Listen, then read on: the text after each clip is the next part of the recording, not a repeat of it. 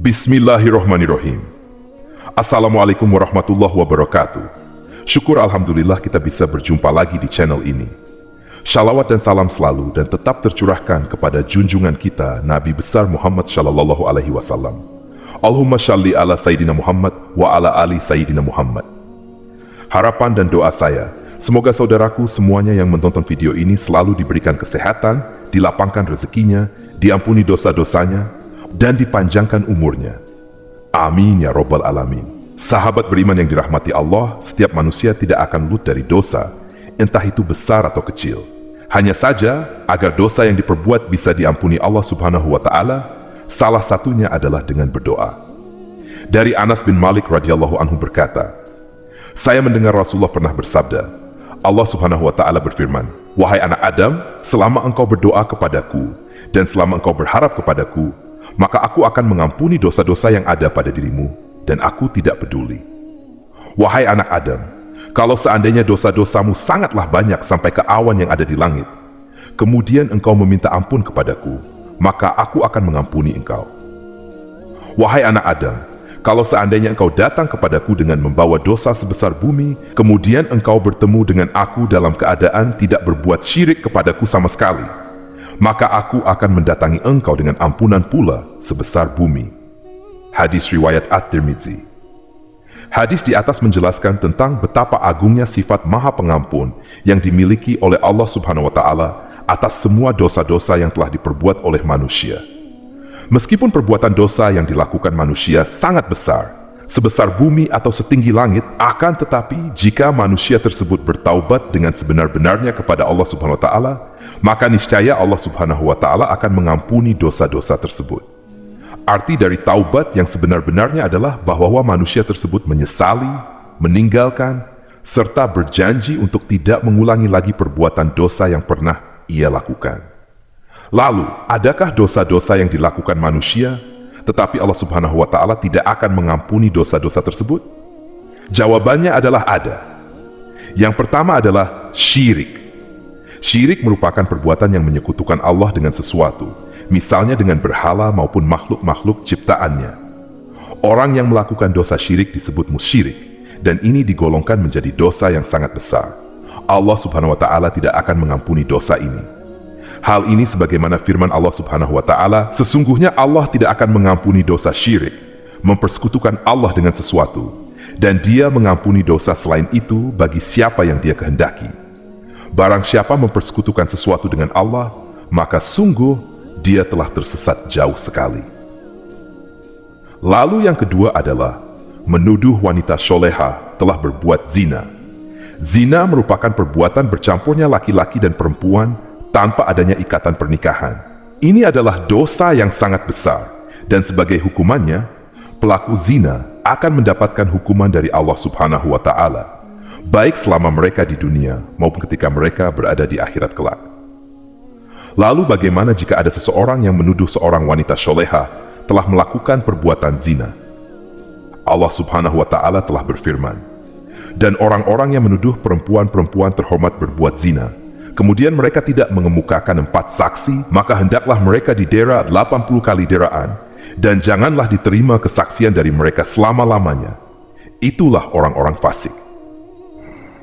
Yang ketiga adalah sihir. Dosa yang tidak terampuni selanjutnya adalah sihir. Sihir tergolong ke dalam perbuatan dosa yang sangat besar, karena sihir merupakan salah satu perbuatan setan, dan orang yang melakukannya termasuk ke dalam golongan orang-orang kafir.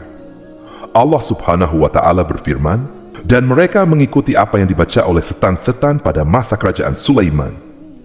Mereka mengatakan bahwa Sulaiman itu mengerjakan sihir, padahal Sulaiman tidak kafir, tidak mengerjakan sihir. Hanya setan-setanlah yang kafir mengerjakan sihir. Mereka mengajarkan sihir kepada manusia, dan apa yang diturunkan kepada 2 orang malaikat di negeri Babil, yaitu Harut dan Marut.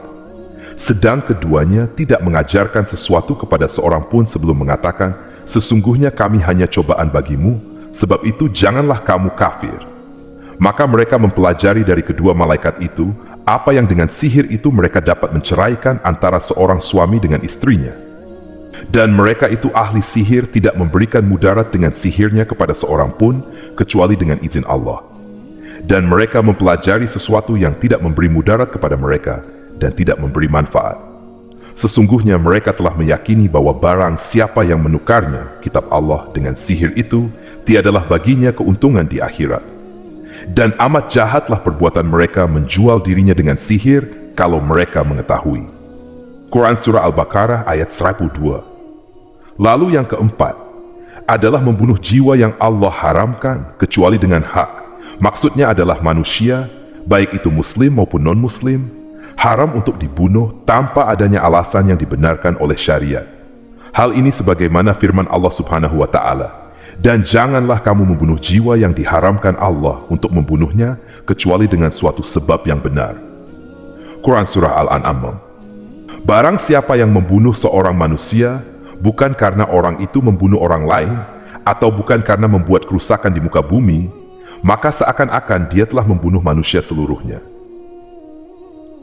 Yang kelima adalah memakan harta anak-anak yatim. Memakan harta yang menjadi hak anak-anak yatim dengan cara yang batil adalah termasuk perbuatan zalim, dan itu merupakan dosa yang sangat besar. Hal ini sebagaimana firman Allah Subhanahu wa Ta'ala. Dan berikanlah kepada anak-anak yatim itu harta-harta mereka, dan janganlah kalian mengganti yang buruk dengan yang baik. Jangan mencampurkan harta mereka ke dalam harta kalian. Sesungguhnya perbuatan itu merupakan dosa yang besar. Surah An-Nisa ayat 2. Sesungguhnya orang-orang yang memakan harta anak yatim secara zalim, sebenarnya mereka itu menelan api sepenuh perutnya, dan mereka akan masuk ke dalam api yang menyala-nyala, yaitu neraka. Quran Surah An-Nisa ayat 10. Kemudian yang keenam adalah meninggalkan peperangan atau jihad. Para ulama telah sepakat bahwa meninggalkan medan peperangan, jihad, adalah salah satu bentuk perbuatan dosa besar. Allah Subhanahu wa Ta'ala juga telah berfirman terkait hal ini. Wahai orang-orang yang beriman, apabila kamu bertemu dengan orang-orang kafir yang sedang menyerangmu, maka janganlah kamu membelakangi mereka mundur. Barang siapa yang membelakangi mereka mundur di waktu itu, kecuali berbelok untuk siasat perang atau hendak menggabungkan diri dengan pasukan yang lain, maka sesungguhnya orang itu kembali dengan membawa kemurkaan dari Allah dan tempatnya adalah neraka jahanam. Dan amat buruklah tempat kembalinya. Quran Surah Al-Anfal ayat 15-19. Sahabat beriman yang dirahmati Allah, demikianlah 6 dosa yang tidak akan diampuni oleh Allah Subhanahu wa Ta'ala walaupun dengan bertaubat. Semoga kita semuanya dijauhkan dari perbuatan-perbuatan dosa tersebut, dan semoga kita dapat menjadi hamba-hambanya yang selalu beriman. Amin ya Rabbal Alamin. Demikian yang bisa saya bagikan, semoga bermanfaat untuk kita semua. Wassalamualaikum warahmatullahi wabarakatuh.